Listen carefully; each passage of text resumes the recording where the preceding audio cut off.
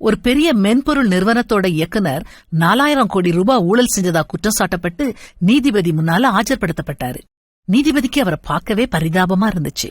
காலையில உங்களுக்கு சாப்பிடறதுக்கு உணவு ஏதாவது கொடுத்தாங்களான்னு கேட்டாரு. அதுக்கு இயக்குனர் இல்லங்கிறது மாதிரி தலை ஆட்டினாரு. உடனே நீதிபதி நீதிமன்ற ஊழியர்கிட்ட 4 இட்லி வாங்கி வர சொன்னாரு. இயக்குனரோட கையில பொட்டலம் கொடுக்கப்பட்டுச்சு. நீதிபதி அவரை பார்த்து, நீங்க இங்கேயே சாப்பிடுங்க, அதுக்குள்ள நான் இன்னொரு வழக்கு விசாரணை முடிச்சிடுறேன்னு சொன்னாரு. இயக்குனருக்கு 3 இட்லிக்கு மேல சாப்பிட முடியல. என்ன செய்யறதுன்னு தெரியாம பாவம் போல முழிச்சுக்கிட்டு இருந்தாரு.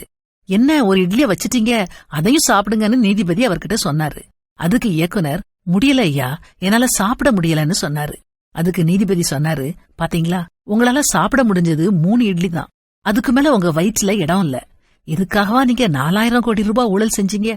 மனுஷனுடைய அத்தியாவசிய தேவைகள் ரொம்ப குறைச்சல், அகந்தையின் தேவைகள் தான் அதிகம். உங்க வயிற்றுக்கு தீனி போடுறது ரொம்ப ஈஸி, அதுக்கு 4 இட்லியே அதிகம். ஆனா உங்க அகந்தைக்கு 4000 கோடி என்ன, 40,000 கோடி கூட பத்தாது. இயக்குனர் கண்ல கண்ணீர் கட்டிட்டுது. தன்னோட தவற உணர்ந்தாரு. அவர் மீதம் வச்ச அந்த 4வது இட்லி அவருக்கு மட்டும் இல்ல, நமக்கும் பல மகத்தான பாடங்களை சொல்லிக் கொடுக்குது.